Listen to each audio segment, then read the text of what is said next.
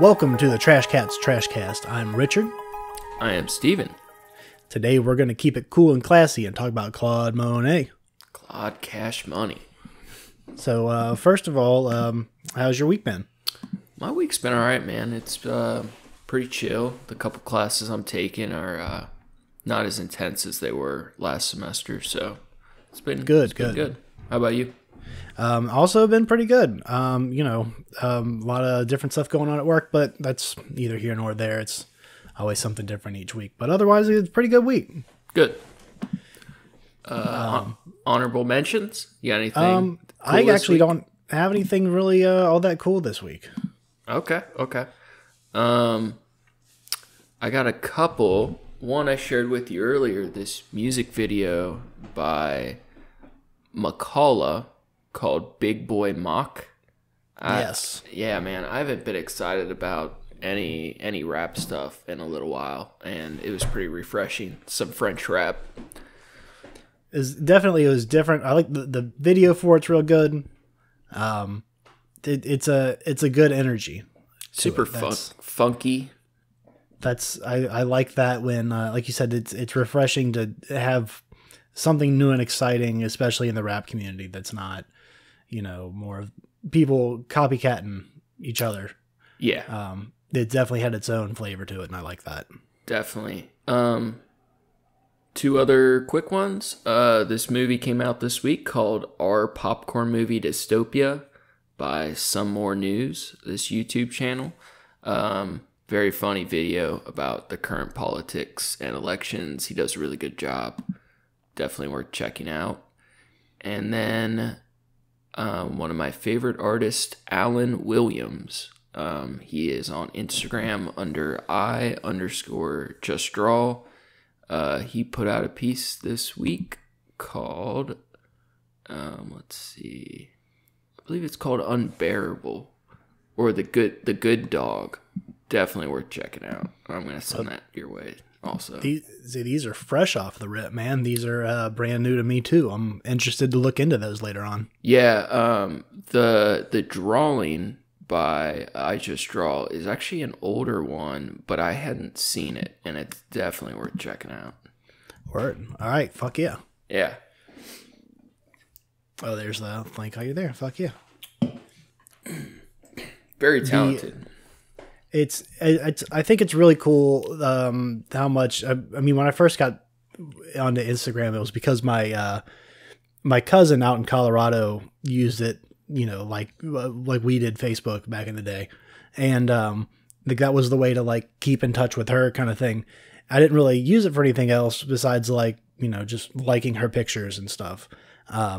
So my personal Instagram is just there's a couple of food pictures at the beginning that I took at work, and then once I realized that this is applicable for actually a social structure, I got to use it more.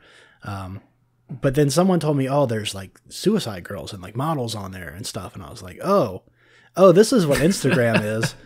So I use it for that a lot more. And then what it's mostly become now for me is finding new artists. And, there's so many really talented people. This is gorgeous. This graphite piece is fantastic. We've looked at some of his past stuff when we were preparing to do podcasts, and he's one of my favorite living artists by far. Yeah, man, I'm feeling pretty over with social media, but as an artist, I need a way to get work out also, so it's kind of a tricky dilemma trying to...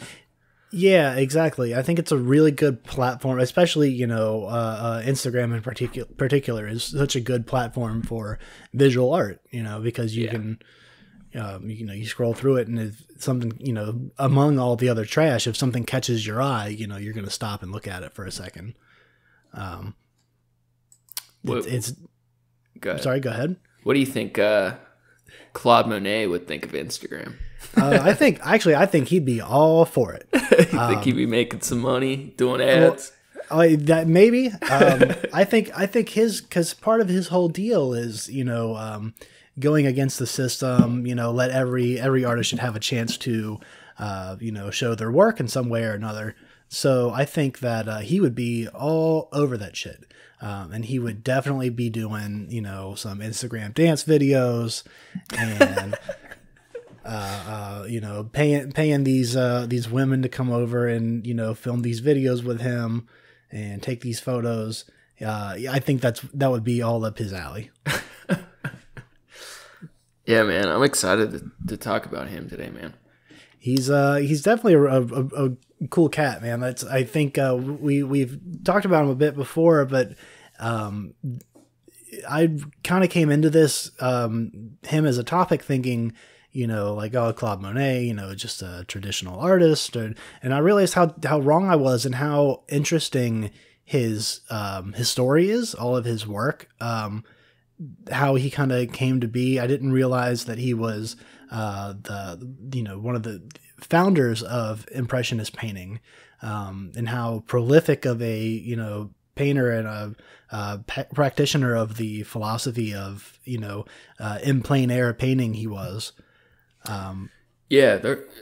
Before we did a little research, I knew certain pieces by him I liked, but I thought we'd be able to trash him a lot more. And as you helped me look into him, it was pretty surprising. Very interesting story. I also thought there was going to be a lot of, just like, oh, whatever, this is just, it's not inspiring, but it really is, it's what, especially when you put it into context of what he was doing versus everyone else during that time period. He was really, on some next level shit. So many people were doing such traditional, realistic kind of, at least the goal was realistic. They weren't always realistic. Styles that, try to capture every line and, blend of color, but his method of using, quick strokes and, not blending all of his lines together. And it created, the equivalent of having abstract work back then. And we'll get into that a bit later, but, right. But yeah, let's talk about some of his history here. Yeah, where we start in this story. So our story begins in November in 1840 in Paris. Okay. His parents were business owners, so he was born into a family. His dad had a ship chandling shop and a grocery business. He was raised Catholic, although he would later become an atheist. He showed an interest in becoming an artist when he was really young, before he was even 10. He was, into drawing, at least in some form or another. His mother was a singer professionally, so she completely supported his education in the arts. His father was less approving. He wanted him to join the family business. So he wasn't exactly happy about his son going into, more schooling and education for the arts. Yeah, that's probably where he gets some of his rebellious streak later on. Yeah. He was, so when he was around 10 years old, he finally was allowed to enroll in art school. And he would do local, caricatures of locals in his area, in charcoal. And he would sell them to those same locals for 10 to 20 francs a piece.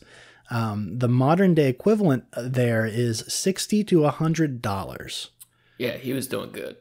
Yeah, for an art student, that's solid. For a 10, this is between his ages of 10 to 12 or 10 to 13. Making this kind of coin and being recognized within his city, quite impressive. Yeah, that encouragement, creative encouragement at that level as really a kid, that really helps push you, farther. Right. That reputation helped him to meet up with other artists in his city. And he built on his technique during his teen years. This is where he first learned plein air painting.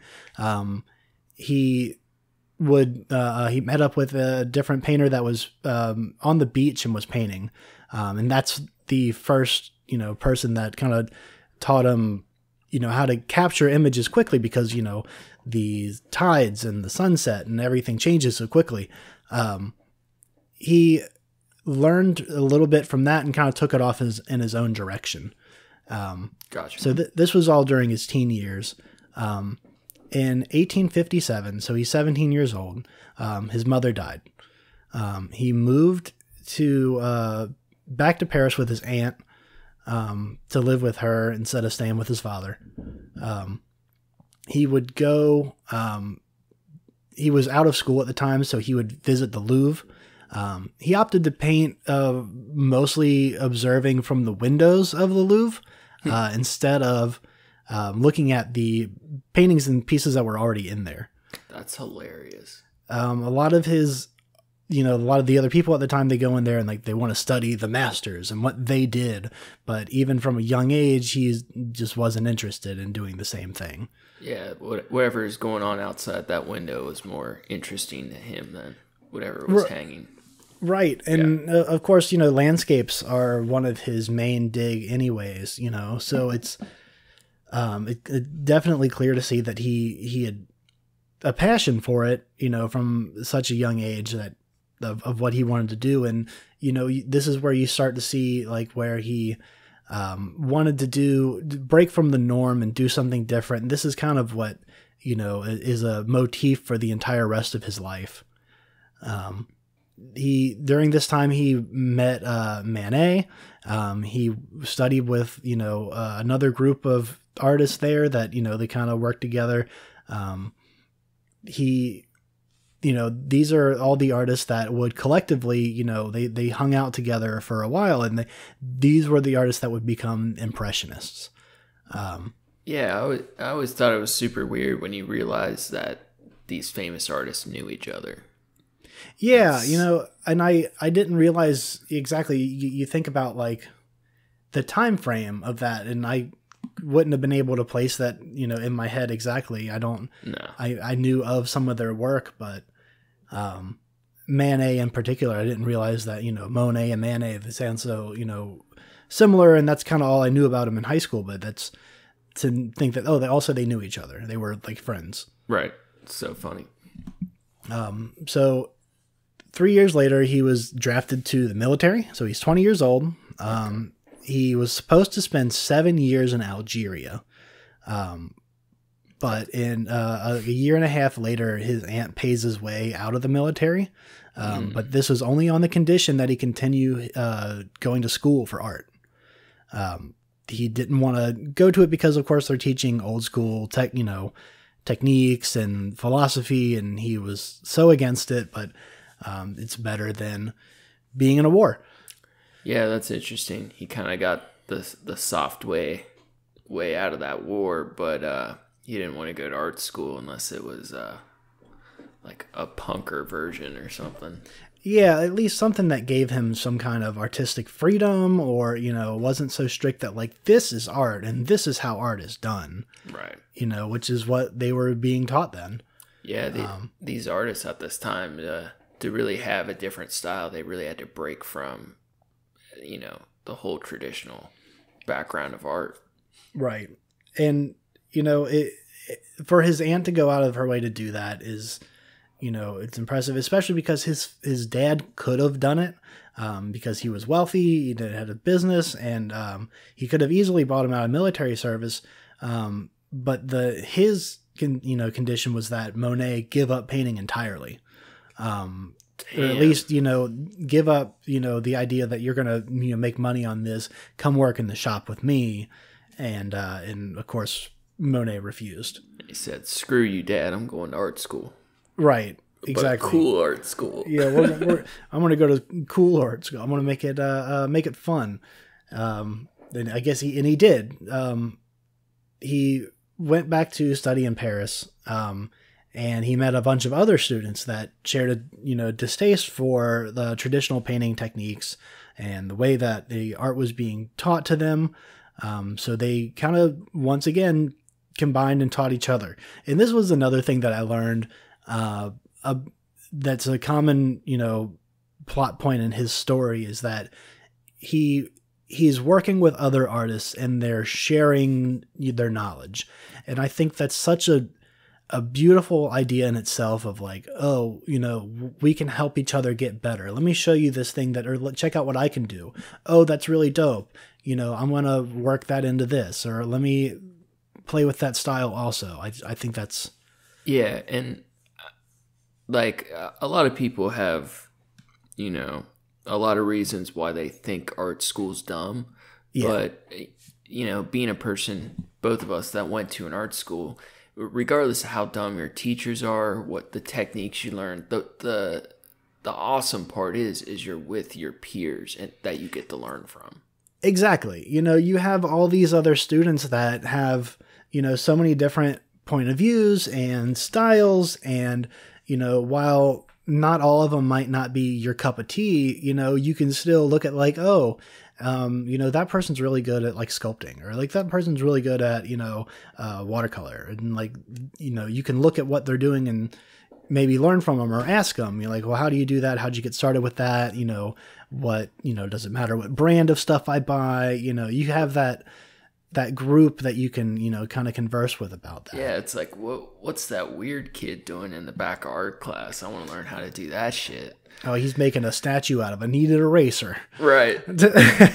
So I see your cat hanging out on your shoulders. Oh, yeah. She's interested in joining the conversation today. Yeah, she made it into our intro, too. Yeah, a little young Pebble is the Mao at the beginning of every episode. Every episode. So he's in art school. He's in art school in Paris. Cool. So they began to teach each other. Like I said, they did the plein air style paintings together. This is where, like either using the quick brush strokes and, trying to capture these different landscapes just as quickly as possible, on different times of the day to, get a better feel of their surroundings. And they, of course, this would become Impressionism. This was in the mid 60s. They eventually tried to submit, a lot of this work to shows and galleries, but they wouldn't take his work. They rejected almost everything. There was one of his pieces that that was accepted into a gallery, but they only took it in smaller pieces. They wouldn't take the entire piece. Not sure exactly how that worked. I couldn't get a full understanding on that story, but literally what it said was that they broke it down into 4 different pieces instead of just having one large.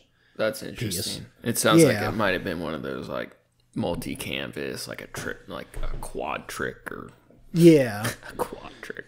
I don't know what that would be, that it gets broken down into 4 pieces, but that was the only way they did it, and it was of course highly scrutinized. Yeah, we like your work. We would like to keep 1/4 of it. Yeah, the rest this part's kind of cool, I guess, but the rest of it can fuck off. Yeah, we're gonna crop that out. They didn't have that Photoshop tool back then. They had to do what they had to do. Right. So in 1868. He got tired of just being rejected all the time, and there's just the lack of appreciation altogether. He was dating a woman named Camille at the time, and she was living with him, and so he couldn't really support her financially. So he jumped off a bridge into the Seine River. Dude, you've told me this and I already had forgot it, and I just remembered how crazy this all gets. What a maniac, man. He attempts suicide because it's the thing that he believed in, the style that he loved to do, wasn't accepted, and they couldn't find exception anywhere, no matter how hard they tried, no matter how many times each year they try to submit work into these galleries to just to get some recognition so they can get paid and get right. and feed themselves. He couldn't do it. Of course it would be downtrodden, especially from the beginnings of his life, where his father didn't accept that, or rejected his artwork, rejected that he made art. It's all through his life, he's kind of dealt with this a bit. So yeah, he's a weird rejected art student right now who just threw himself off a bridge. But he did survive, of course. He went on to marry the girl he was dating, Camille, and they had a child together. Fast forward about 5 years later, he and a couple of the other artists that he worked with founded the Anonymous Society of Painters, Sculptors, and Engravers, which gave a home to unconventional artists at the time. Right, because this is like the engraving was like not considered a fine art, right? So it was it was like super rebellious to have engravers in the name. So that's another one that we've talked about a bit before, was that engraving at the time was graffiti. That's what their first thing of graffiti is. Like the root word of graffiti comes from like to scratch or to etch, right, or something like that. Yeah. So it was at their first exhibition. They debuted one of Monet's work that was titled Impression, Sunrise. It would be heavily critiqued by many, but one in particular named Louis Leroy. He called the artist impressionists as an insult, but of course they kept that name as their own. Yeah. That's the best way when somebody gives you a hard time, is to own it. Like, fuck you, we are impressionists. I think that's such a key element of somebody that's looking for a revolution or looking for a change, is like when you put on, cast them a title of some sort that seems, insulting to the norm. It's like, we're not like you. We're not like this. We want to do, something different. We want to, bring a different flavor to the table. Right. And if nothing else, he's definitely resilient. I mean, a lot of people look at things like suicide as a weakness, but if anything, he comes back from it. He might have he already faced death, Right. He's, coming back stronger. So there was a lot of moving around for a couple years because of the Franco-Prussian War. He and his family went to England for a while. He left London to live in Amsterdam for a while. Apparently, he was suspected of some revolutionary activities while in the Netherlands. God, wouldn't that be cool to know? Like the real truth of what craziness he might have got into? I couldn't find any details on that, and if somebody can find them, please send them to us. Yeah, that'd be dope. But he did. He returned to France a few months later in 1872. During that time, he bought a small boat that he used as a floating studio. So he had it set up in the Seine River, and it literally just had a little cover over top of it, and a little table inside of it that he could paint from. So he and his wife Camille would get in and tour the Seine River while he just kind of did quick little plein air paintings in the boat. Like I think that's such a beautiful way to spend any day at all. Yeah. But lovely to think that, you could possibly use this to make money. But during this time, he also hung out with Monet a lot. And there's actually a Monet painting of Monet in the boat. Yeah, I remember that. So they kind of lived like that for a while and, tried to make the best of the situation they had. They were, since they had their own exhibition to show their work at, they had some kind of way to sell their work, and they were making a little bit of money. But in 1876, Camille was diagnosed with tuberculosis. Yeah. 2 years after that, his second child was born.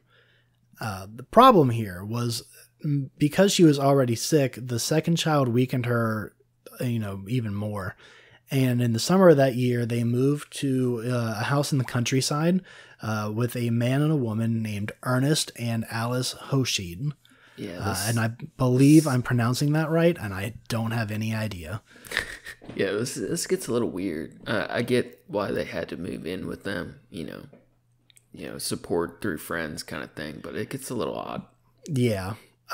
So like immediately after they move in with this couple, it should be noted that I first thought that it was their home, it was the couple's home, but apparently they purchased it together. And they all moved in on one. Okay. I think it was more just because of a saving cost type of situation. So Ernest became bankrupt. Like almost immediately after moving in, just months after moving into this new home, with Monet and his wife and his, 2 kids and his own wife. And he left in 1878 for Belgium. Alice stayed behind to help raise Monet's children while Camille was ill. During this time, it's not certain, but it's speculated that Monet may have started an affair with Alice. Yeah. It sounds like it from what we learned later. Yeah, it would make a lot of sense. I mean, you can see it going either way, but you can see where if with her probably doing most of the, taking care of the children and taking care of the house, while he tries to paint or, whatever he needs to do, I can see that becoming a situation. So during this time, of course, Camille's health just keeps getting worse and worse. She ended up getting uterine cancer and died in 1879. She was only 32 years old. So they're still, young people. And they have, this house and these 2 kids. And after she died, Alice decided to stay and continued to help after all of the, after, Camille had died, and he really didn't have anyone else to look to for help with that. Right. So all of a sudden he's a single father with 2 kids, right? Right. And not much of an income. Right. And the woman he had in part moved in with is now helping him take care of these children. Right. But Camille was one of Monet's favorite and most commonly used models in a lot of his work. Whenever he needed a human model, she was usually the one that he went to. So when she died, Monet made a painting of his dead wife. Yeah, that one was strange for me. I didn't realize when initially looking at it, it looked like it was kind of, an abstract impressionistic take on it, and I didn't realize that some of the background work was actually the sheets of the bed she had died in their home. Yeah, it's a beautiful piece. It's very depressing.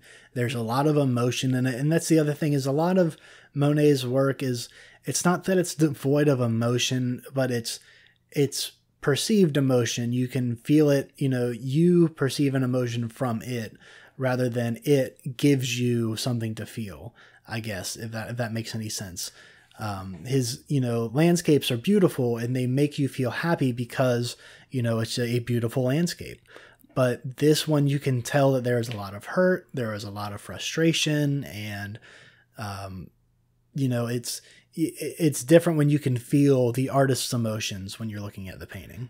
Yeah, his work, it comes off like the subject matter is very non-emotional, but through his color work, to me, it feels like he really sets an emotional tone. Like each landscape or portrait, whatever, it has a certain emotional weight based solely on the technique and color. Now, I like that you brought up the color because many years later, Monet did tell a friend of his that, and this is a quote, "One day I found myself looking at my beloved wife's dead face and just systematically noting the colors according to an automatic reflex." Wow. So even, in her death and he's looking down upon her body, he's the artist part of his brain can't help but notice like just the color and some of the sunken features and yeah, that's an artist, man. Yeah, he's through and through. There's nothing, no question about it. That kind of reminds me of the Andy Warhol quote about in our last episode about everything being TV, and how sometimes in life's intense moments, like it, as intense as it is, it feels like you're not present, kind of thing. Right. You begin noting, smaller details of things that come more naturally to you to look for those things rather than experiencing the larger picture. Yeah, there's like certain weird events in my own life that I can look back at that may have been a very serious or tragic moment, and you're able to remember like weird things you were thinking about, like that are so unrelevant, or like you remember how the sun looked, or for him it was my wife's dying, but I want to remember what every color of her face looked like. Yeah, exactly. Very interesting. So righteously, Alice was very jealous of all of, of Camille and, Monet's affections for her. I guess whether they had begun a relationship then, or it was, before then, or it was immediately after Camille's death.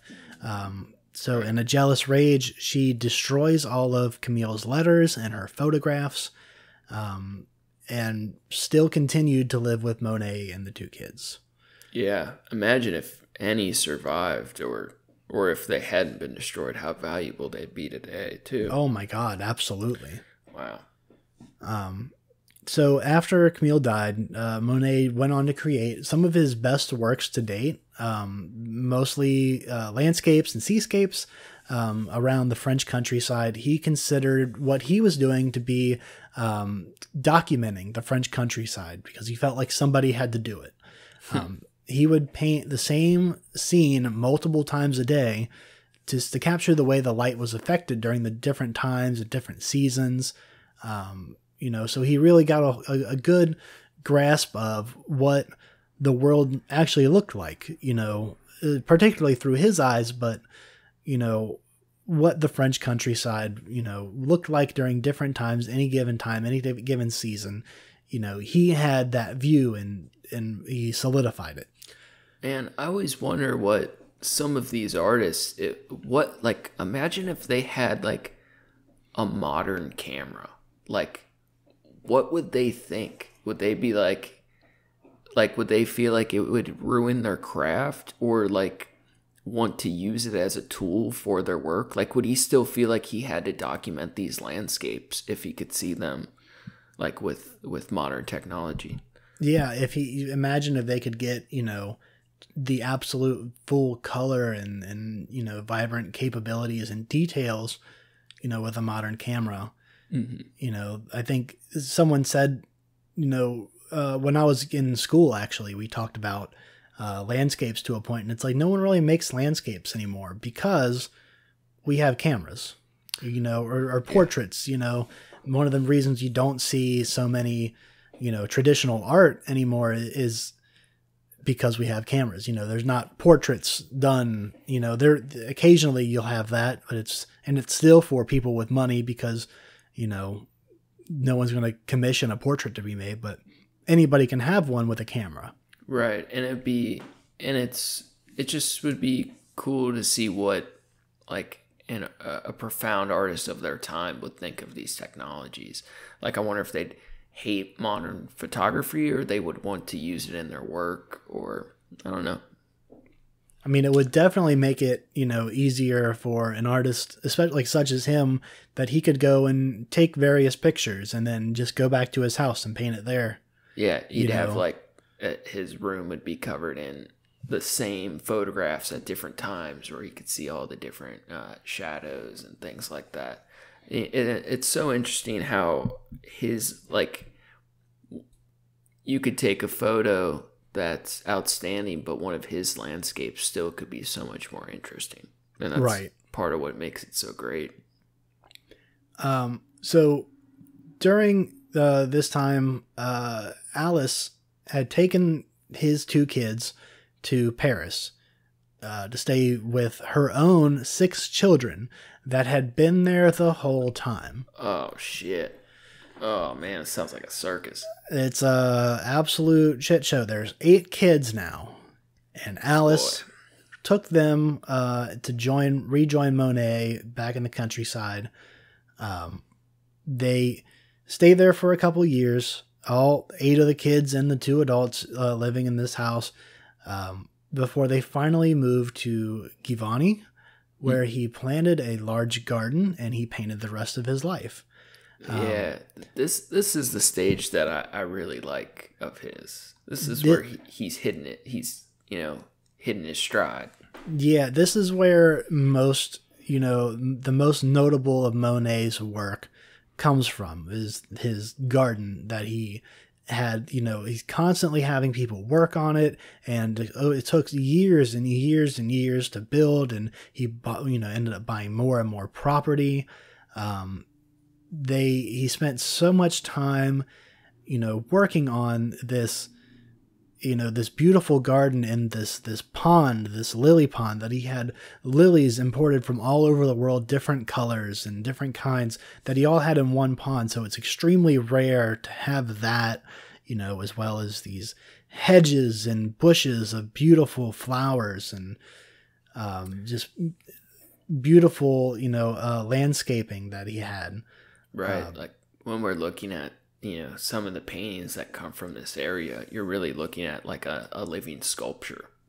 Yeah. And so he had so many, colors, and he had a different landscape, basically. He had a huge new landscape that he can get from different angles, and it was changing all the time. Plenty of colors to work with.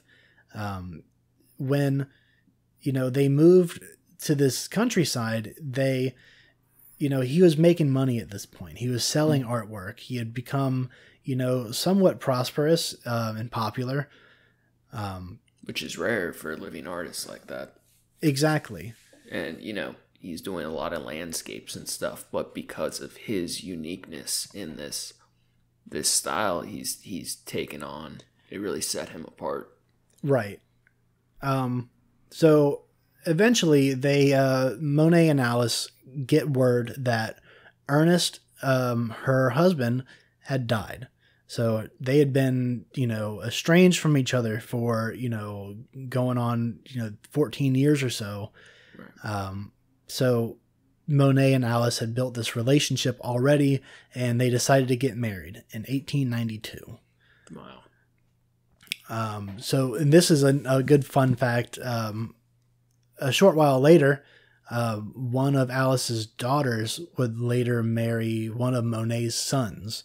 Oh, shit. I forgot about that. Yeah. So step siblings became brother and wife, or husband and wife.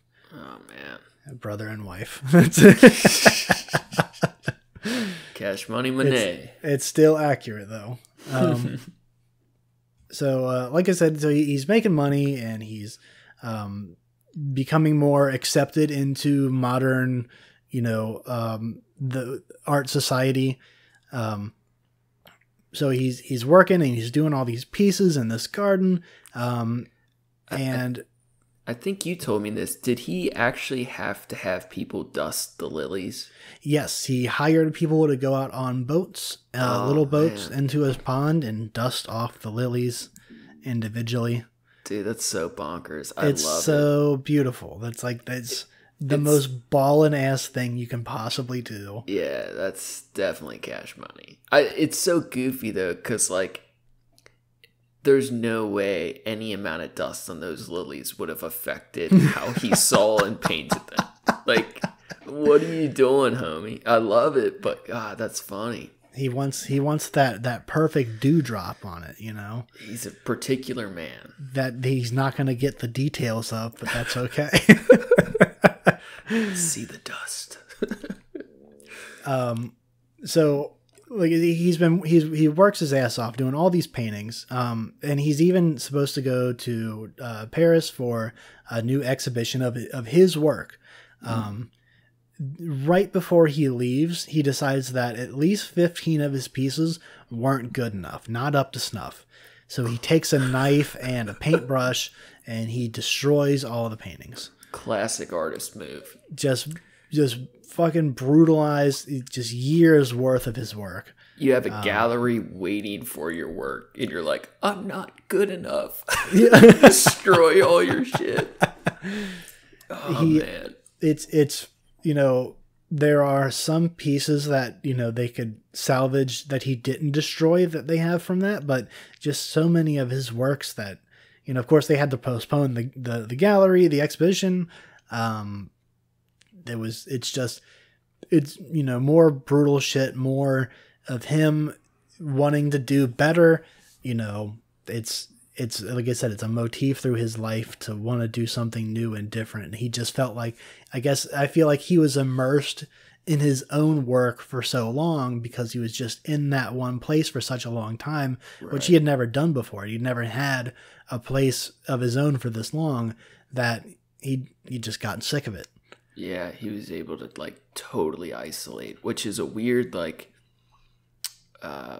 double-edged sword for an artist, to be able to be left alone to do what they want to do can be great, but after a certain amount of time it often has a downside and leads to things like destroying your own work in a fit of insecurity. Yeah.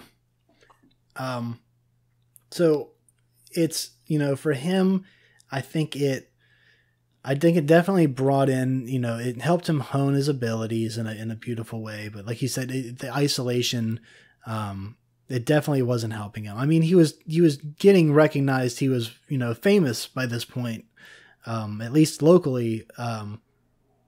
But he's still, why would he ever have to leave the garden? Right. It's perfect. So he's there for many, many years. It was in 1911 when Alice passed away.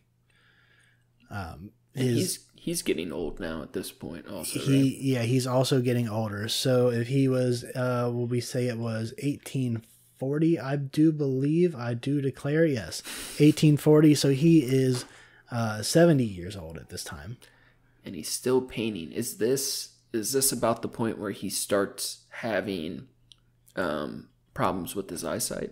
Yes. This was by the 1910s. His work was near abstraction, and this is where I firmly believe. I think it's a good point to argue that Claude Monet invented, even if it was accidentally, he invented the what we now know as abstract art, because it wasn't a thing back then. Right. And it was definitely, to be defined from what he did. But because of his eyesight, he could not get, even the details that he skipped over before became, even blurrier and blurrier. And there's a lot of his work around that time that he just, you can kind of figure it out from the colors. Right. But that's about it. It's like all the brush strokes are just like little bits of color, and they create all this movement, and they're like these weird abstract worlds, but they don't look like the subject matter much anymore. Right. And I kind of relate it to almost like a Rorschach effect. Mm-hmm. And I think I do that with a lot of abstract work as well. You see what you want to see, right, with some of that work, and especially with his, where you can see what he was trying to do because what his paintings during that time were like. It's all of his garden, but his eyesight was just getting worse and worse.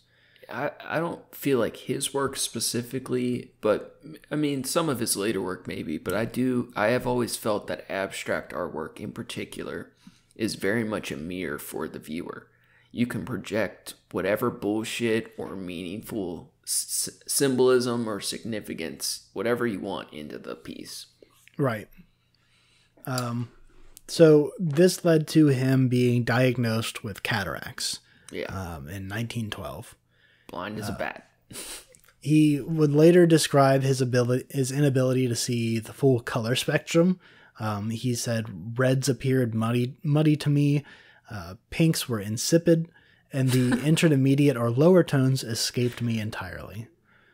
Yeah, this is the coolest part about what colors he can see or not see. So it gets real interesting because he even said he described his vision as living in fog, because his work just got less detailed and less detailed.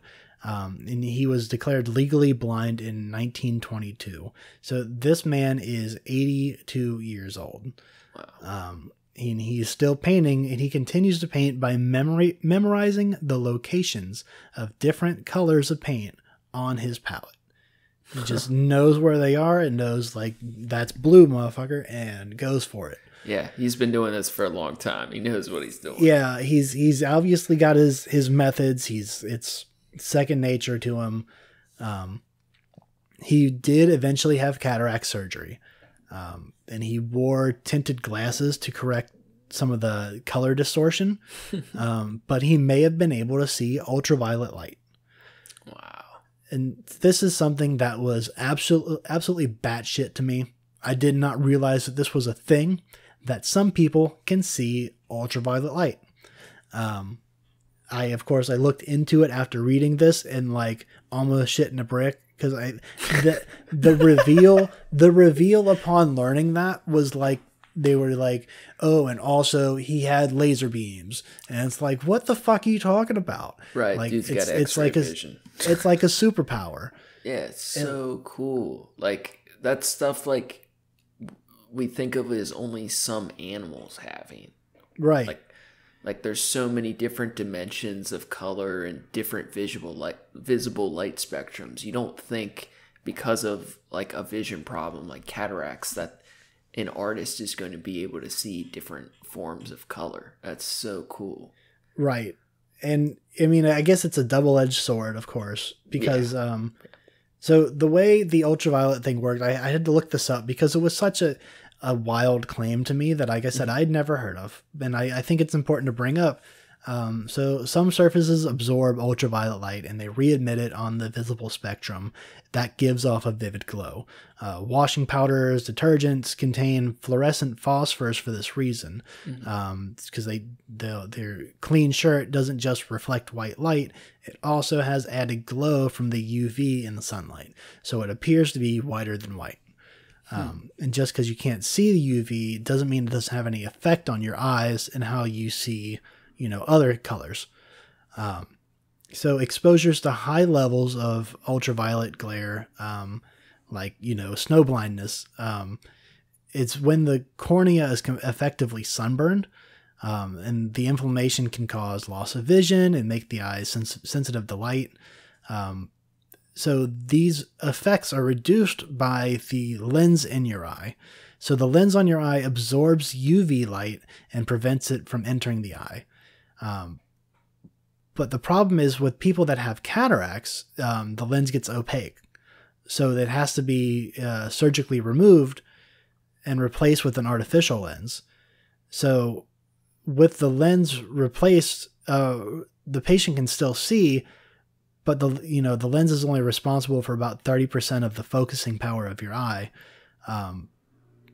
However, patients with the lens removed report that they say that it has the effect of being able to see ultraviolet light. They can see the whitish, bluish tint on, surfaces that, normally would have just been white, or normally just would have, blues are far bluer. Whites, one of the doctors that I was reading about said that when he looked at snow, it was almost glowing blue, and that was, like a blue violet. Yeah, I love hearing people's description of like when they're able to see different color spectrums, light spectrums, because it's like they're seeing a dimension of color we can't imagine.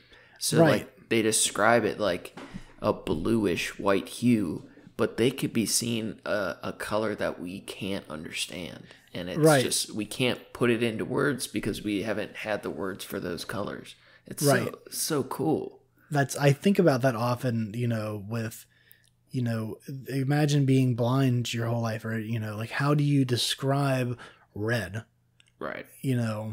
We see, like, it makes me think like, oh, you can use emotions, or you can say, it's kind of angry and fiery, but that means nothing if you don't have any references. Like, it seems angry and fiery to us because the, media that we've seen, and, that connection that we have with that color and its representation in what we see. But like you said, it's such a crazy thing to have to think about that experience of being able to see something that other people can't.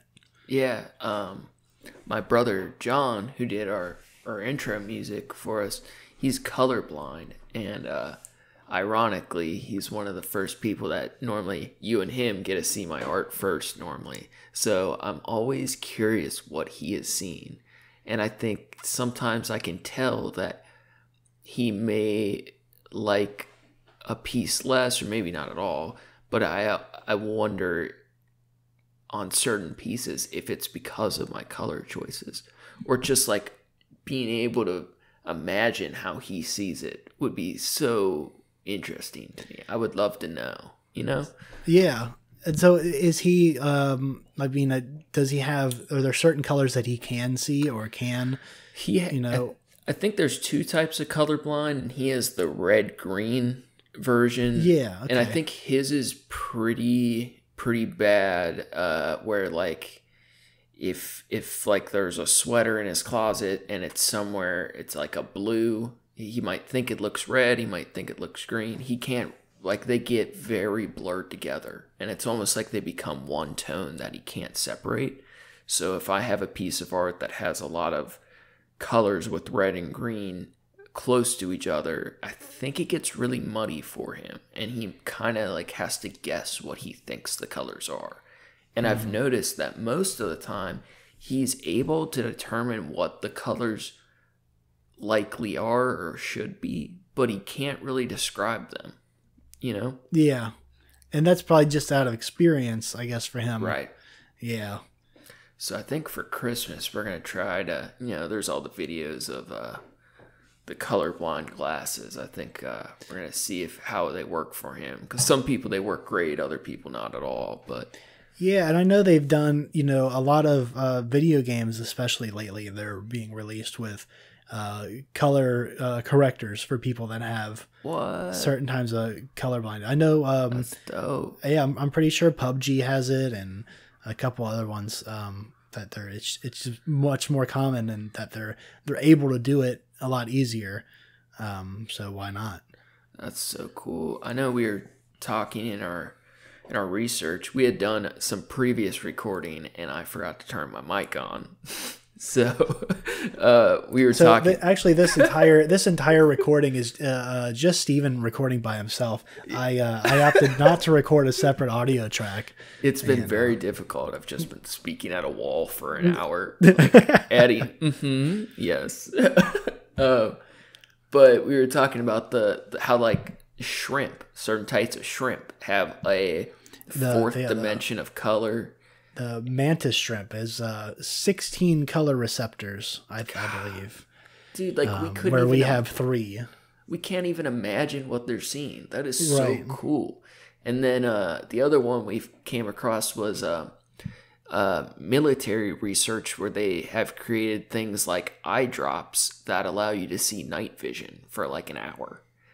So I don't think that's like fully operational, but they've done testing where it's worked. So in theory, you could take a couple eye drops before a like nighttime raid, and you're able to see in the dark like a werewolf. Yeah, what happens when somebody shines a flashlight in your eyes, though? That is an interesting question, because if the drops allowed you to see a different light spectrum without it, like, I don't know if that means like if that light hit your eyes, if your like rods and cones would be like zapped, like if it's a sensitivity thing, or if you're seeing 2 light spectrums at once. I don't know. That's so cool though. So as much as I want to, become the next Riddick, let's go back to Claude here. Right. So he had his cataract surgery in 1923, and his color palette changed significantly. After the operation, he painted water lilies with a lot more blue than he did before. And this is, once again, because he could see the ultraviolet light that casts a little bit more blue into like everything that he saw. He would go back and try to like correct some of his older pieces. His family tried to stop him from working on too many or touching them up too much. That's a tricky thing.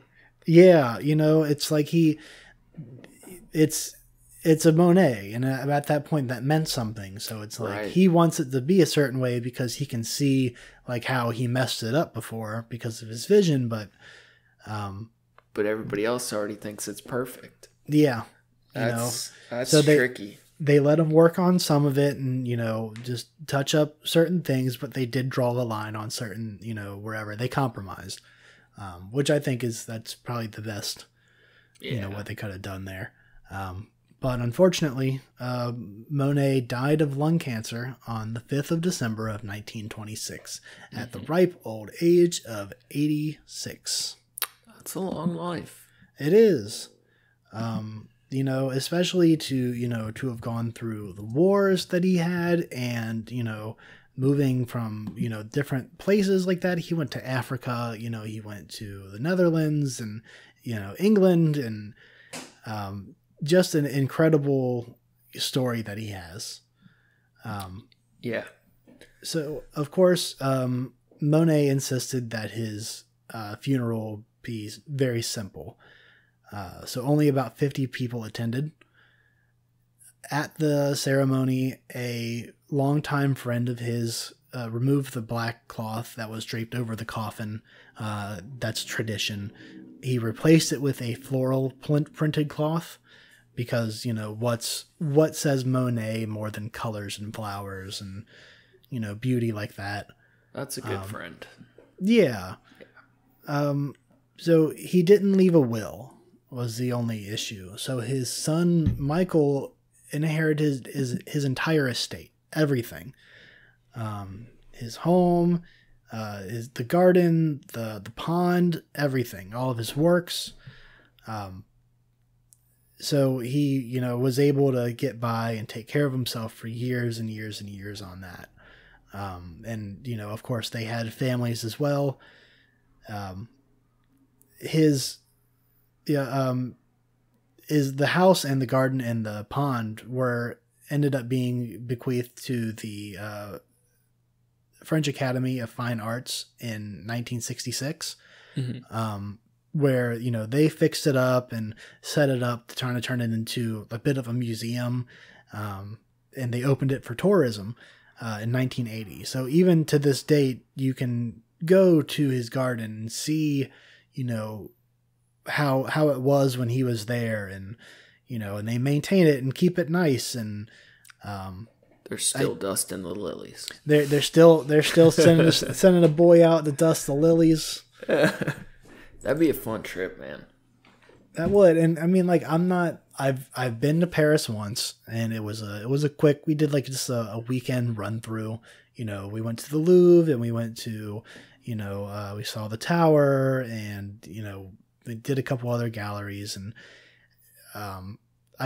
to be honest with you, I don't really have a whole lot of desire to go back.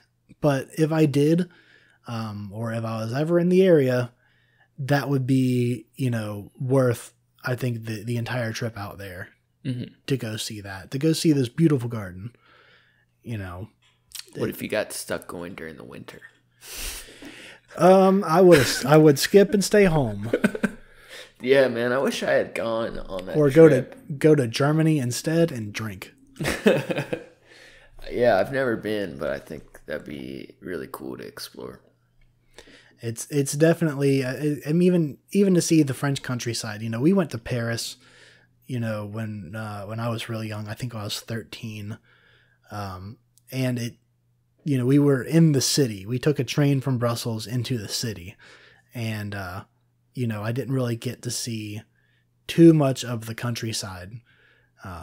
So I would like to, if anything, I'd like to go back and see that. That's the one thing that we did learn, I did remember from the trip we did to Italy in high school was the countryside. If we're driving from each major city to major city, the Tuscany, hills of, little homes and farms, and it's just gorgeous, beautiful rolling land of, these bright, vibrant greens and colors, and just absolutely beautiful.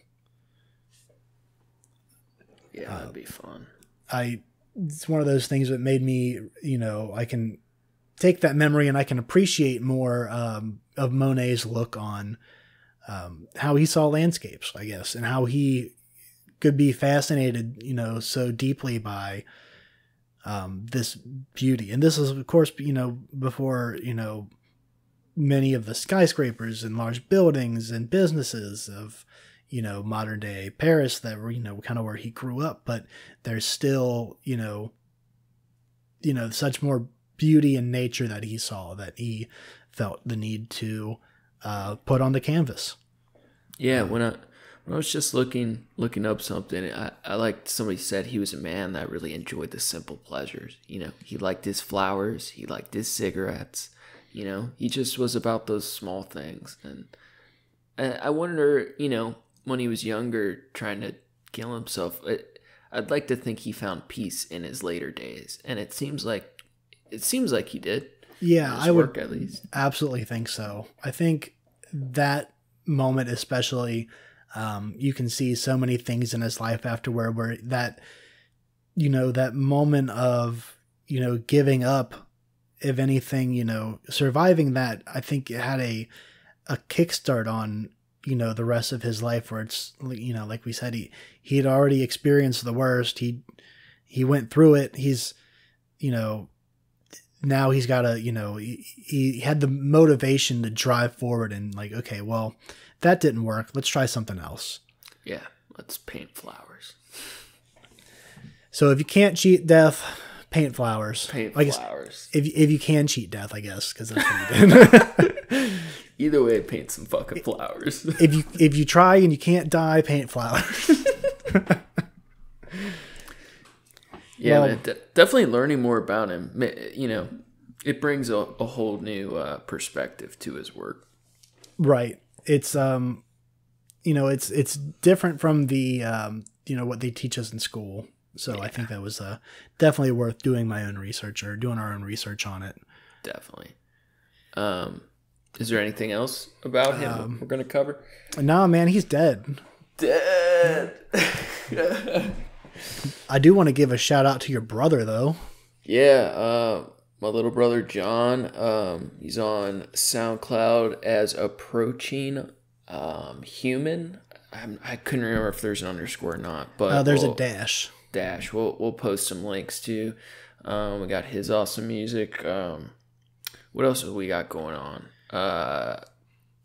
My art Instagram, I think I'm not going to shout out this time because I'm actually in the works of creating new accounts. So new shit, y'all. Yeah, man. I've had the same art alias for it's been at least 5 years, and I think I'm ready for a change. So switching it up, but we'll be sharing stuff soon. That's for sure. Hell yeah. So thanks everybody for listening. Remember that if you try to kill yourself, find that you're immortal, go hang out in nature. Paint some flowers. Hell yeah. See Peace. you next time.